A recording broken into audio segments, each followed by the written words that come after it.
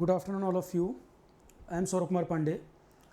तो RPSC AEN का notification आया है, उसके रिगार्डिंग कुछ क्वेरी सुबह से आ रही हैं और राजस्थान के लिए पिछले 1 वीक से शायद एक आध कोई और भी फॉर्म आने वाला है।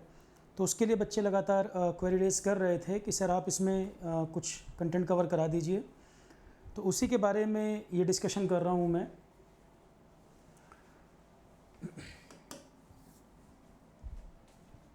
कंप्रहेंसिव डिस्कशन करेंगे, सारे पॉइंट मैं आपको बता दूंगा जिससे किसी प्रकार का कन्फ्यूज़न ना रहे। देखो, राजस्थान के एग्ज़ाम के लिए 2018 में एईएन जब हुआ था तो ऑफलाइन जहाँ मैं पढ़ाता था जयपुर में 2 बैच बने थे। वो दोनों बैच मैंने कराए थे, उसमें जीएस पार्ट लिया था मैंने। और उसके बाद मेंस में सोशल एस्पेक्ट का टॉपिक इसमें आता है, उसमें 15 टॉपिक थे, तो 11 टॉपिक मैंने उसमें पढ़ाए थे। अब उस समय काफ़ी बच्चे सेलेक्ट भी हो चुके थे एईएन में तो, और वो नोट्स बड़े पॉपुलर हो गए थे। सोशल एस्पेक्ट जो मैंने पढ़ाया था काफ़ी ज़्यादा वो नोट्स सर्कुलेट हो गए थे। अब क्योंकि 5-6 साल हो गए तो मैं कोई स्टेट वाले बच्चों के टच में तो नहीं हूँ, इंडिविजुअली बच्चे कनेक्टेड हैं। कोई क्वेरी किसी की है मेल पर या टेलीग्राम वगैरह पर तो वो रिजॉल्व करता हूँ मैं। पर मुझे ये नहीं पता है कि स्टेट का भी क्या सिनेरियो है या कितने बच्चे अभी मेरे को जान रहे हैं या उनको रिक्वायरमेंट है कि सर राजस्थान जीएस कराएं। क्योंकि कुछ क्वेरी आई तो मुझे लगा पहले डिस्कस कर लें। अगर मेरी नीड है कि लगता है कि सर आप इसमें कुछ करा दीजिए तो हम इसमें कोई प्रॉपर बैच प्लान कर सकते हैं। हाँ, ये चीज़ मैं कह सकता हूँ कि आरोहण पे स्टार्ट करेंगे तो मिनिमम कॉस्ट होनी चाहिए और क्वालिटी बेस्ट होनी चाहिए। फिर उसमें ये नहीं हो सकता कोई सब्जेक्ट बीच में छोड़ दें या कहीं कुछ कम करा दें। फिर आप आरोहण पर अगर आप चाहते हैं कि कुछ हो तो फिर सिंसियर तरीके से पढ़िएगा। मैं नहीं चाहता कि आपका एक तो बहुत कम फीस पर सबसे अच्छी क्वालिटी दी जाए, और सिंसियर तरीके से अगर आप पढ़ें तभी आप इसको प्लान करें। या मेरे से तब आप तभी इस डिमांड को कहें कि अगर आपको सिंसियर तरीके से एग्ज़ाम देना हो तब आप मेरे से कहें सर आप कराइए। नहीं तो पता लगा मैं बैच शुरू करूं, 1 ही 2 बच्चे हैं तो एफर्ट तो पूरा ही कराना पड़ेगा उसमें। तो अगर पहली बात, अगर नीड है, लग रहा है कि सौरभ सर की रिक्वायरमेंट है, क्योंकि मेरा मानना है कि 5-6 साल में स्टेट लोकल वाले राजस्थान के तो काफ़ी बच्चे टच में नहीं होंगे, या जो मेरे को जानते हों कि 18 में सर पढ़ाए थे, कहाँ पर क्या कराए थे। पर जो सिलेक्टेड बच्चे हो सकता है वो बाकी नए बच्चों को बोल रहे हों, रिकमेंड कर रहे हों, इसलिए क्वेरी ज़्यादा आ रही है स्टेट की। तो इसके बारे में कुछ पॉइंट मैं डिस्कस कर लेता हूं। और ये वीडियो यूट्यूब पर भी जाएगा, तो कमेंट सेक्शन में आप बता सकते हैं कि रिक्वायरमेंट क्या है, मेरे एंड से आप क्या एक्सपेक्ट कर रहे हैं, किस तरह का बैच आप चाह रहे हैं, क्या मेरे एंड से एक्सपेक्ट कर रहे हैं, या सिर्फ राजस्थान लोकल की पीडीएफ देकर काम चल जाएगा। तो आप बता सकते हैं, कमेंट सेक्शन में बता दीजिएगा। और एक गूगल फॉर्म भी अटैच कर देंगे, उसमें भी आप बता सकते हो। तो जैसी आपकी रिक्वायरमेंट हो आप बताएं, उसके अकॉर्डिंग ही हम प्लान करेंगे। ठीक है। अभी तक फ़िलहाल मैंने ये पॉइंट रखा कि जब मैंने कराया था सोशल एस्पेक्ट का टॉपिक, किस साल कराया था, कितने टॉपिक मैंने लिए थे, एक बार मैं सारी बातें डिस्कस कर देता हूँ। अभी जो वैकेंसीज आई हैं इसमें क्या है।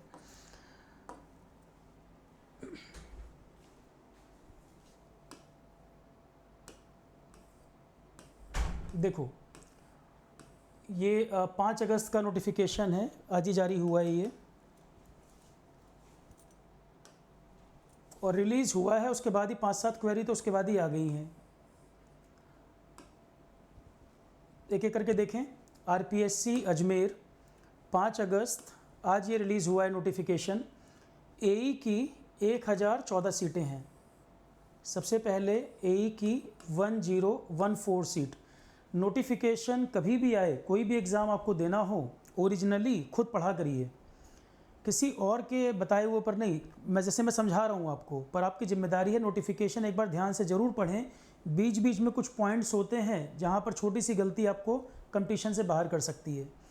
तो नोटिफिकेशन मैं समझा रहा हूँ, ओरिजिनली आपको खुद भी ज़रूर पढ़ना है एक बार, चाहे कोई कुछ भी कहता रहे। कितने ही वीडियो यूट्यूब पर आएंगे, आपको एक बार ज़रूर रीड करना है ध्यान से। कुछ पॉइंट्स मैं बता भी रहा हूँ। दूसरी एक दिक्कत बच्चों को ये आ रही होगी, सर आरआरबी भी आ गया, काफ़ी वैकेंसीज़ हैं, और आरपीएससी भी, अब दोनों को बैलेंस कैसे करूँगा। तो मैं उसमें भी हम कैसे बैलेंस बना के चल सकते हैं, कौन कौन से कॉमन एरियाज़ हैं उनको पहले पढ़ लें, जो कॉमन एरियाज़ हैं उनको पहले तैयार करें। एक एक करके मैं उसका सॉल्यूशन भी बताता हूँ आपको। तो आरपीएससी 1014 वैकेंसीज़ हैं एईएन की।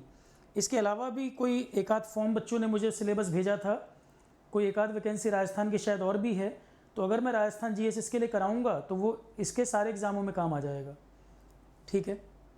जनरल साइंस जैसे है तो जनरल साइंस तो राजस्थान का नहीं होता, वो तो कॉमन है, कुछ कुछ टॉपिक कॉमन होते हैं। तो 1014 सीटें हैं। डिपार्टमेंट वाइज भी इन्होंने लिख दिया है साफ साफ किस कैटेगरी की कितनी सीटें होंगी। PHED पब्लिक हेल्थ डिपार्टमेंट जो है 365 सीटें। सिविल साफ साफ कैटेगराइजेशन लिख रखा है, जितनी सीटें हैं मैक्सिमम सिविल की हैं। तो ये फॉर्म सिलेबस मैं यूट्यूब के भी डिस्क्रिप्शन में डलवा दूंगा, वहाँ से निकाल सकते हैं। मैं एक काम करूँगा, ये सिलेबस, ये नोटिफिकेशन, इसका सिलेबस वगैरह जो है, सोशल एस्पेक्ट जो मैंने 2018 में पढ़ाया था उस नोट्स का लिंक, हालांकि बहुत लोगों के पास वो अवेलेबल भी है। बच्चे ही बताते हैं कि सर वो नोट्स अभी भी सर्कुलेट होते रहते हैं, हालांकि काफ़ी पहले 18 में पढ़ाया था, 5-6 साल हो गए। तो मैं वो सोशल एस्पेक्ट का लिंक, सिलेबस जो है सोशल एस्पेक्ट का भी जो नोटिफिकेशन आया है, ये वहाँ पर मैं अटैच कर दूँगा डिस्क्रिप्शन में, तो वहाँ से आप निकाल सकते हैं। तैयारी करनी है या नहीं करनी है, सबसे पहले प्लान कर लें आप इसको, सारा कुछ पहले वर्कआउट कर लें। सिलेबस देख लीजिए, पैटर्न देख लीजिए, और कौन से एग्ज़ाम आपके लाइंड अप हैं, कितना पढ़ना पड़ेगा, कहाँ से पढ़ना पड़ेगा। सोशल एस्पेक्ट मैंने कराया था पहले, तो मेरी अप्रोच क्या है पढ़ाने की, वो सारी चीज़ें आप पहले तय कर लें। उसके बाद आप गूगल फीडबैक फॉर्म या कमेंट सेक्शन में बताएं कि सर आप शुरू करें या नहीं करें। ठीक है, जैसा आपकी रिक्वायरमेंट होगी उसके हिसाब से मैं प्लान करूँगा। तो PHED पब्लिक हेल्थ डिपार्टमेंट में 365 सीटें हैं। सिविल कैटेगरी वाइज भी यहाँ पर बाइफर्केट कर दिया है इन्होंने। फिर AEN मैकेनिकल इलेक्ट्रिकल मिलाकर 101 सीटें और हैं इसी डिपार्टमेंट में। तो PHED डिपार्टमेंट में ही, पब्लिक हेल्थ डिपार्टमेंट में 365 सिविल और 101 मैकेनिकल इलेक्ट्रिकल मिलाकर, यहाँ पर अलग अलग नहीं किया है इन्होंने, मिलाकर लिख दिया है। PWD डिपार्टमेंट जो है पब्लिक वर्क्स डिपार्टमेंट में 125 सीटें सिविल की हैं और इलेक्ट्रिकल की 20 हैं। सिविल 125, इलेक्ट्रिकल 20, तो मैक्सिमम सीटें यहाँ सिविल की ही हैं। 1014 में भी आप देख रहे हैं मेजॉरिटी सीटें जो हैं सिविल की हैं। और AEN इलेक्ट्रिकल 20 हो गया PWD में। वाटर रिसोर्सेज डेवलपमेंट WRD में, वाटर रिसोर्सेज डेवलपमेंट में AEN सिविल 156 मैकेनिकल 7 सीटें। और फिर पंचायती राज डिपार्टमेंट है, वहाँ पे सिविल और एग्रीकल्चर मिलाकर 240 सीटें, 240 सीटें वहाँ पर आएंगी।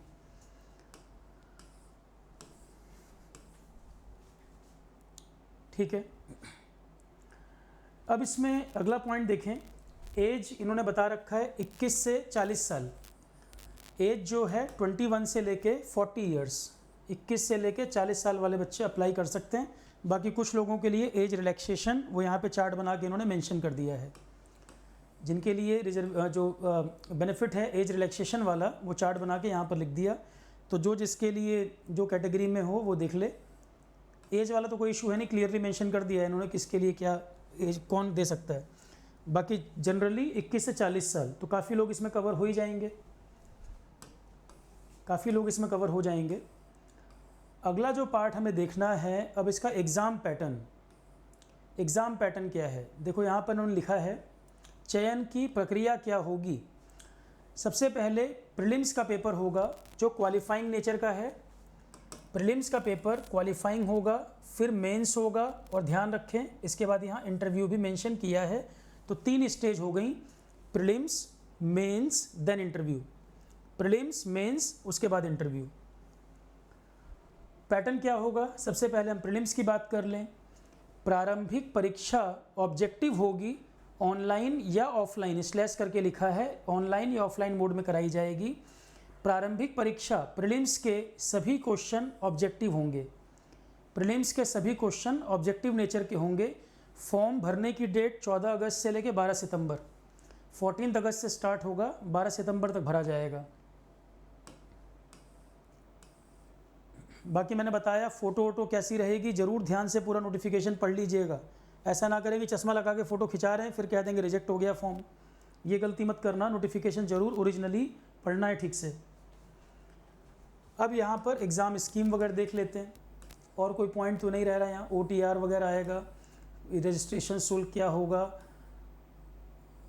दिव्यांगजन के लिए क्या, ये अब सीधे आ जाते हैं सिलेबस पर। मेन चीज़ जो हमें डिस्कस करनी है सिलेबस। तो 2 पार्ट में एग्ज़ाम होना है, पहला प्रीलिम्स फिर मेंस, उसके बाद interview. Prelims, mains, then interview. Prelims की बात अगर करें, प्रीलिम्स में 2 पार्ट हैं, सिलेबस में देखोगे ये 2 पार्ट हैं। प्रीलिम्स में 2 पेपर होंगे, एक आपका कंपलसरी और एक ये आपका ब्रांच वाला। ये इतना पोर्शन जो है प्रीलिम्स का है, यहाँ से लेके यहाँ तक की बात प्रीलिम्स के लिए लिखी है। प्रीलिम्स में सबसे पहले आ जाते हैं सेक्शन ए।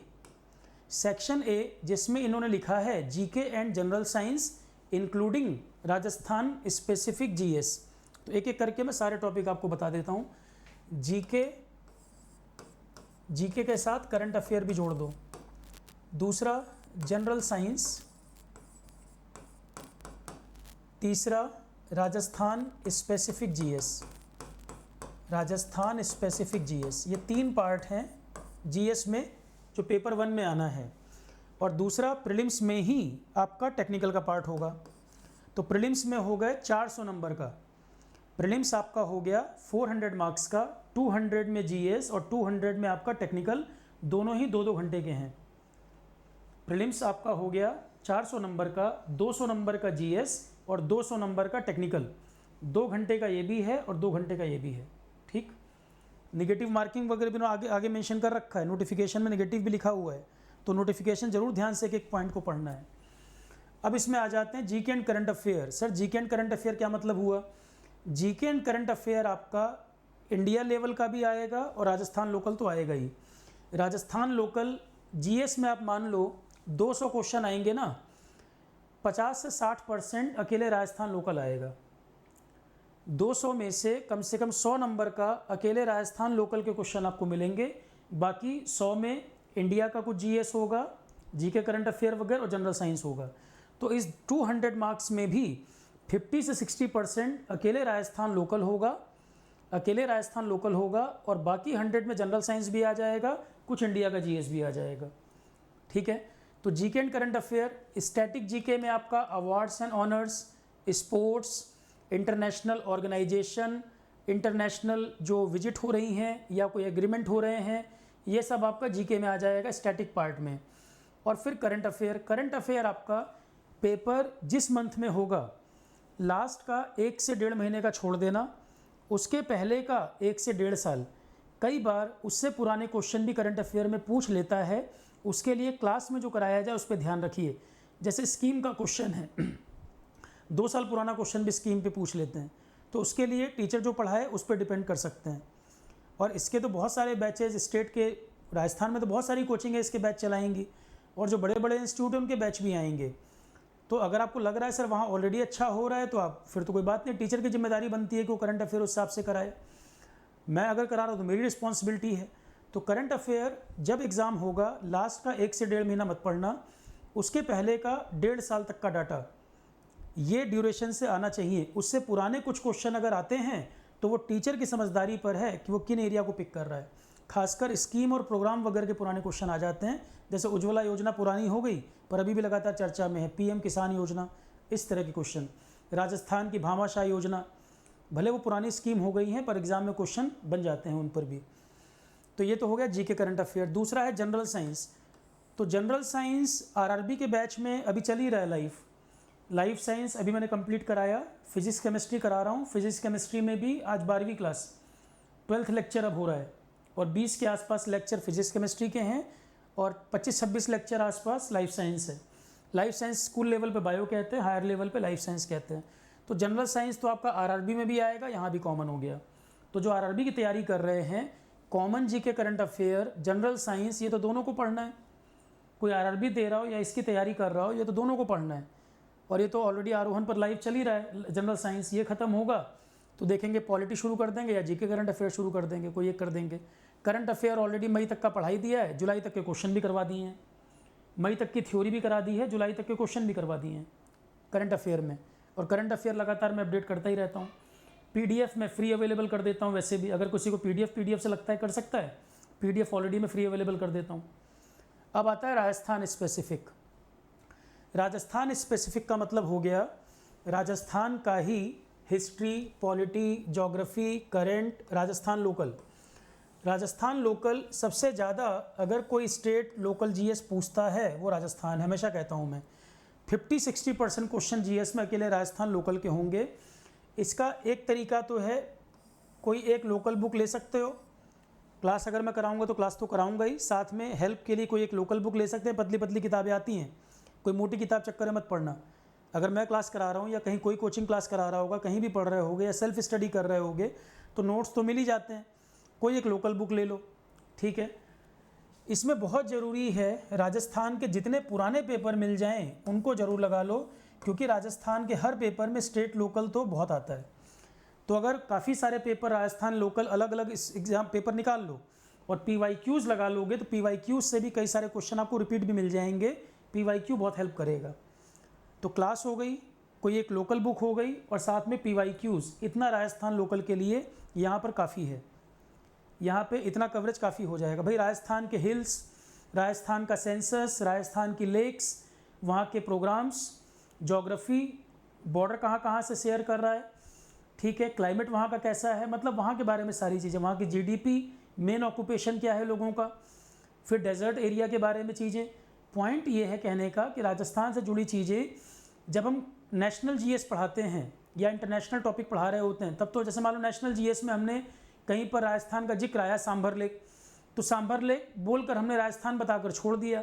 वही जब स्टेट के लेवल पे चले जाओगे तो डिस्ट्रिक्ट वाइज याद करना है।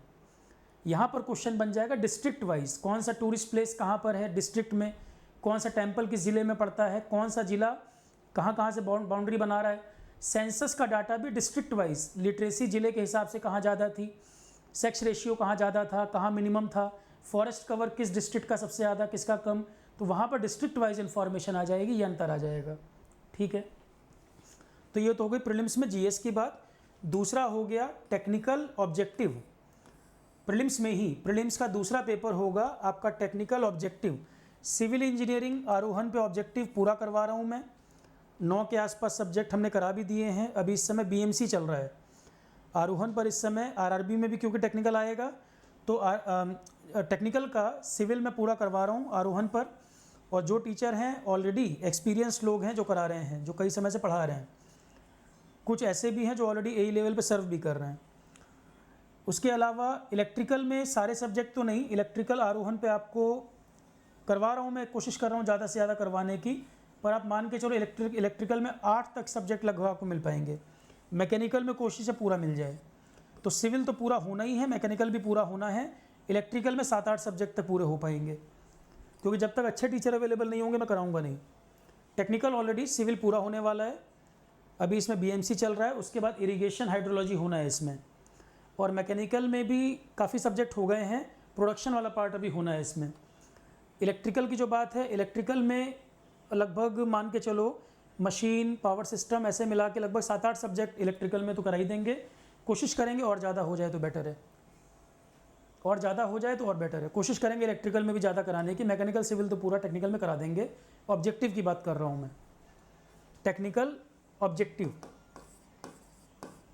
टेक्निकल ऑब्जेक्टिव लेवल का ये ऑलरेडी आरोहण पर हो रहा है, क्योंकि RRB में भी कॉमन। अब ये एरिया देखो, ये आपका RRB में भी आएगा, यहाँ भी आएगा, GS में भी, GK current affair general science RRB में भी है, यहाँ भी कॉमन है। तो जिनको दोनों पेपर देने हैं वो पहले कॉमन एरिया कर लें, जैसे कि जनरल साइंस पहले निपटा लो। अभी लाइव चल भी रहा है आरोहण पर, लाइफ साइंस हो गया, फिजिक्स केमिस्ट्री खत्म कर दूंगा मैं, 7-8 क्लास का बचा हुआ है, 12वां लेक्चर अभी होने वाला, 11 हो चुके हैं। तो जनरल साइंस अभी जल्दी खत्म हो जाएगा। अब इसमें तो राजस्थान लोकल कुछ नहीं है ना, जनरल साइंस तो सबके लिए कॉमन है, हर एग्ज़ाम के लिए कॉमन है। इस तरह से प्लानिंग करनी है। दूसरा, मेंस की बात करें, मेंस में 4 पेपर हैं, 2 कंपलसरी पेपर हैं, 2 ऑप्शनल। तो कंपलसरी और ऑप्शनल तो अपनी ब्रांच का ही करोगे, सीधी सी बात है, जिसकी जो ब्रांच है ऑप्शनल भी ब्रांच वाला ही करेगा।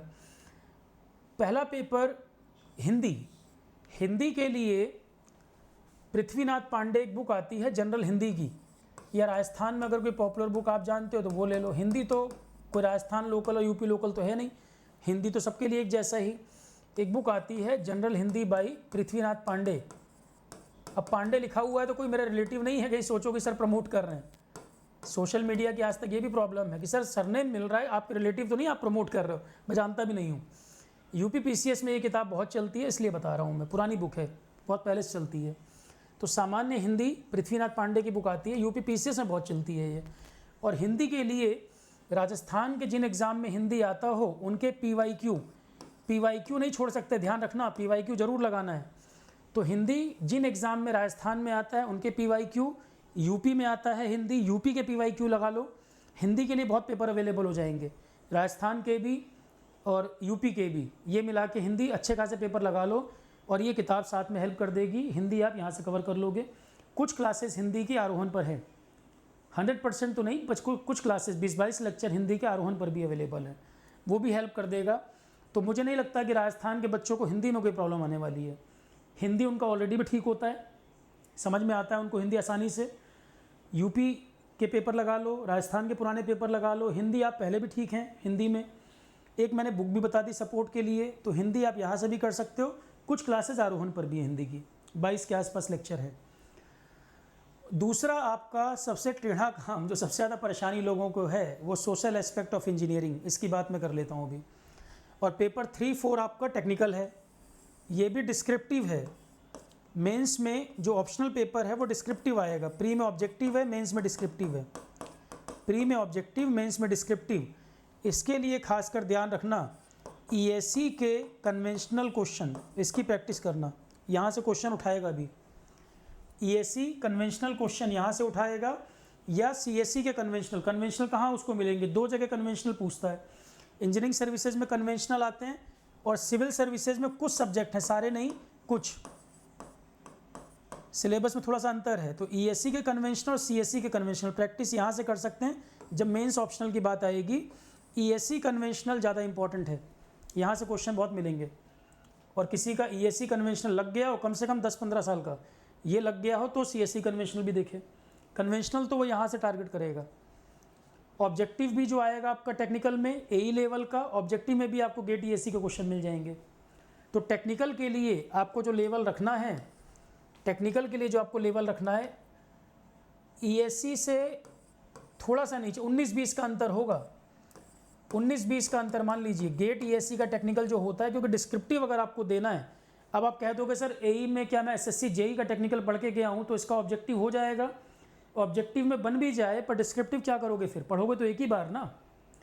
जो सब्जेक्ट टेक्निकल पढ़ोगे तो एक ही बार, या ऑब्जेक्टिव के लिए अलग, टेक्निकल उसके लिए अलग। जो लेवल रहेगा भाई, ऑब्जेक्टिव अगर पढ़ोगे मान लो तो प्री हो गया, फिर मेंस के लिए डिस्क्रिप्टिव देना है, तो ईएससी का ही पैटर्न तो हो गया, पहले ऑब्जेक्टिव फिर मेंस, ऑब्जेक्टिव आ रहा है फिर मेंस, दोनों आ रहे हैं। तो इसका मतलब पैटर्न जो है गेट ईएससी से ही मैच करेगा। मतलब लेवल हम ये ध्यान रख के चलें और इससे एक लेवल नीचे क्वेश्चन आ जाए, हम इसके लेवल को टारगेट करके चलें और इससे एक नंबर नीचे आ जाए। अगर ये 21 है तो ये 19 के लेवल पर आएगा, पर सिलेबस लगभग वैसा ही रहेगा।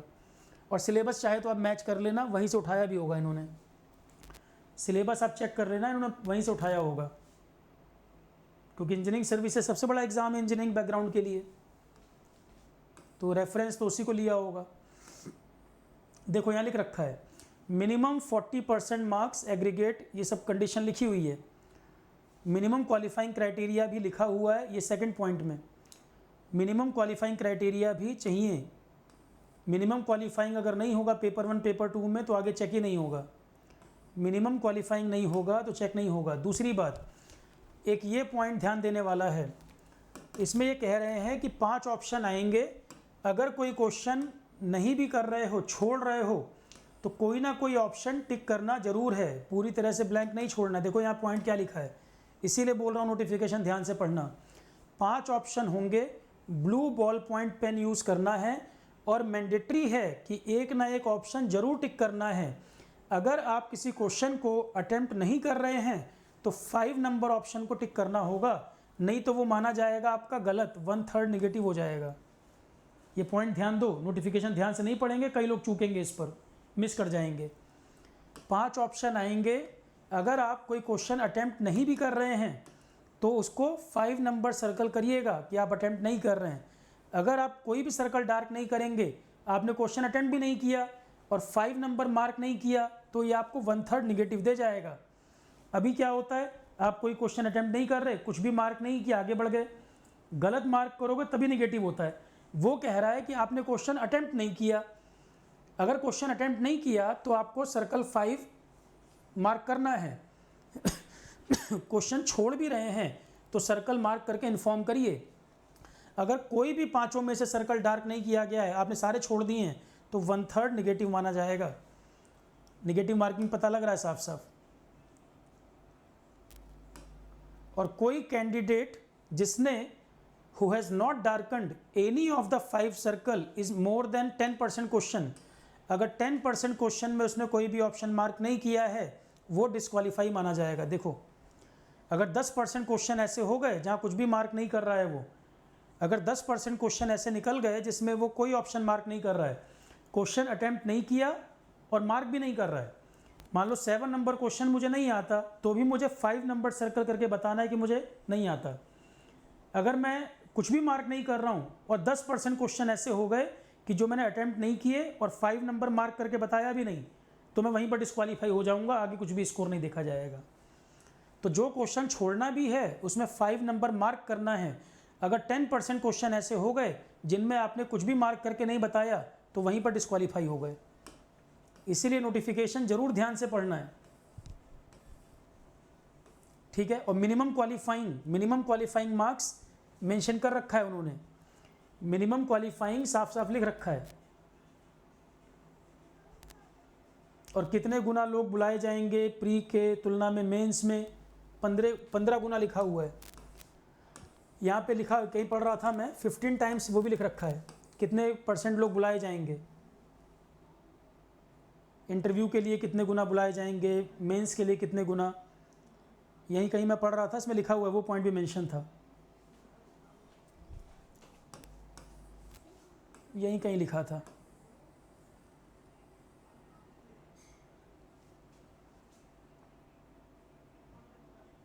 देखो ये लिखा, the number of candidate to be admitted to the main exam will be 15 times, 15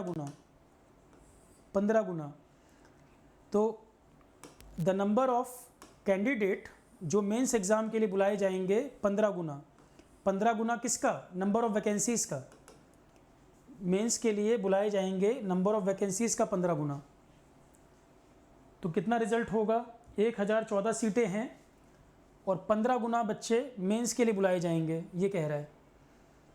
the number of candidate to be admitted to the main exam 15 गुना होंगे टोटल वैकेंसीज का। और ये घटा बढ़ा सकता है कमीशन अपने अनुसार, कैंडिडेट ये कमीशन अपने हिसाब से कुछ चेंज भी कर सकता है। अभी फ़िलहाल ये जानकारी है। तो ये तो हो गया आपका प्री मेंस के लिए क्या अप्रोच करनी है, सोर्स क्या पढ़ना है। अब मैं सिलेबस दिखा दूँ आपको ज़रा, सिलेबस प्री और मेंस का मैं बता दूं क्या क्या पूछेगा। देखो प्री का सिलेबस ये रहा, नेगेटिव मार्किंग कर मैंने बता ही दिया है, एग्ज़ाम स्कीम बता दी। ये वाला देखो 200 नंबर का 2 घंटे का पेपर और दूसरा आपका टेक्निकल। अभी मैं प्री की बात कर लूँ, प्री का जो सिलेबस है वो ये रहा। अभी सिर्फ प्री की बात कर लेते हैं।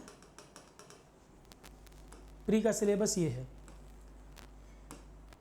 Current affairs, current event of, देखो क्या लिखा है, कहानी वही लिखा ना, राजस्थान लोकल आएगा, स्टेट का मतलब Rajasthan local current affair, national level मतलब इंडिया का करंट अफेयर, और इंटरनेशनल ब्रिक्स की समिट कहाँ हुई, सार्क की समिट कहाँ हुई, G7 कहाँ हुआ, मोदी जी को किस कंट्री ने सम्मानित किया, राष्ट्रपति की विजिट कहाँ पर हुई, कौन कहाँ नया राष्ट्रपति बन गया है, कौन प्रधानमंत्री बन गया है, दुनिया में Israel Hamas Israel Hezbollah issue चल रहा है या रशिया यूक्रेन चल रहा है, तो ज्योग्राफी वहाँ से कोई बाउंड्री क्वेश्चन पूछ दे, करंट में क्या न्यूज़ में है, ये कौन से ग्रुप कहाँ के हैं, तो और ये WTO क्या है, वर्ल्ड बैंक क्या है, IMF क्या है, वर्ल्ड इकोनॉमिक फोरम रिपोर्ट कौन सी जारी करता है, वर्ल्ड डेवलपमेंट रिपोर्ट में इंडिया की क्या स्थान है, ह्यूमन डेवलपमेंट रिपोर्ट में क्या स्थान है। तो ये सब आपका इंटरनेशनल टॉपिक में आ गया। इस राजस्थान स्टेट, इंडिया, इंटरनेशनल। उसके बाद नेशनल इंटरनेशनल एजेंसीज़, देखो फिर लिख दिया, नेशनल इंटरनेशनल एजेंसीज़ कौन कौन सी काम कर रही हैं उनके बारे में। नीति आयोग है, NITI Aayog 5 year plan, planning commission जब था तो क्या था, नेशनल ह्यूमन राइट कमीशन कैसे काम करती है, United nation human right commission कैसे काम करती है, यूनिसेफ का क्या काम है, यूनेस्को का क्या काम है। तो नेशनल इंटरनेशनल दोनों आ गए।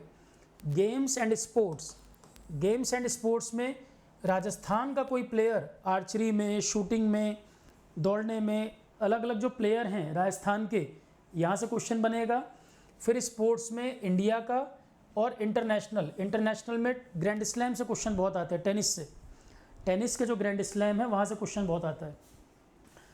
तो गेम्स एंड स्पोर्ट्स में राजस्थान का, इंडिया का और इंटरनेशनल जो सिलेबस लिखा है वो तो बिल्कुल पक्का पढ़ना ही पढ़ना है, ठीक से जितना पढ़ सको।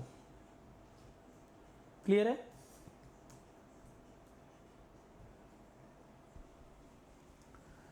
इसके अलावा देखो history and culture, landmarks in political and cultural history of India.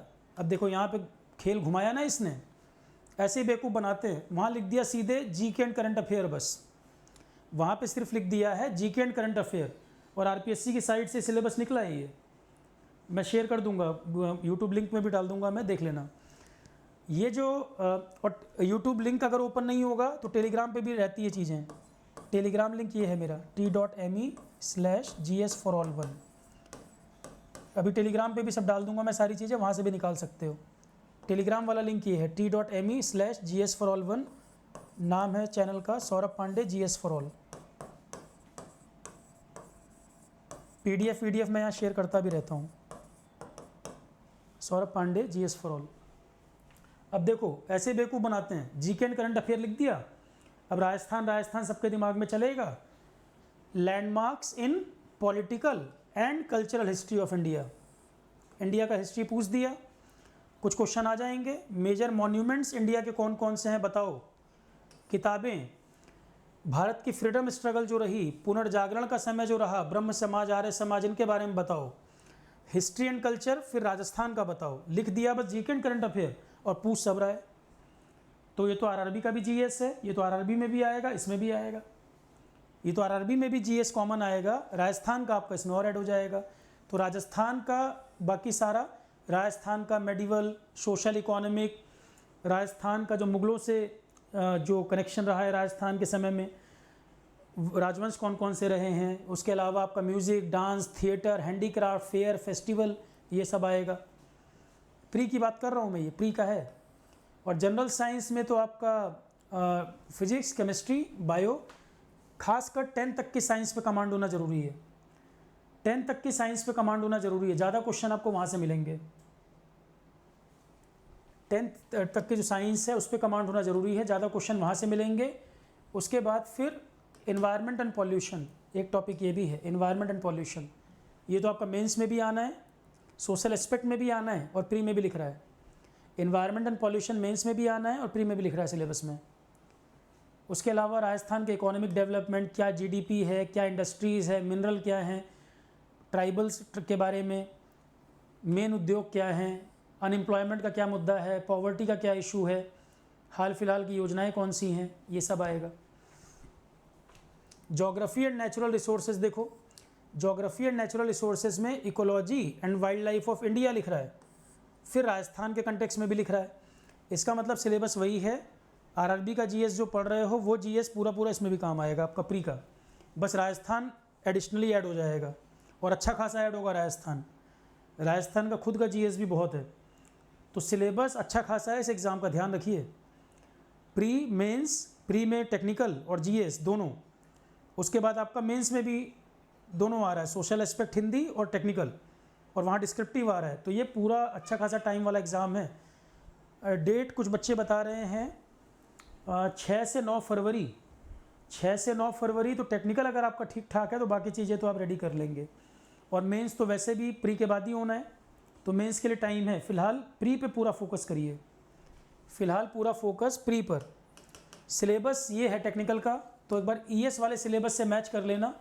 जहाँ तक मेरा अनुभव है वहीं से कॉपी किया होगा इन्होंने, कुछ टॉपिक हटा दिए होंगे पर उठाया वहीं से होगा। इंजीनियरिंग मटेरियल वाला है, सर्वे अभी ख़त्म हुआ है, आरोहन पे कुछ दिन पहले ही पूरा हुआ है।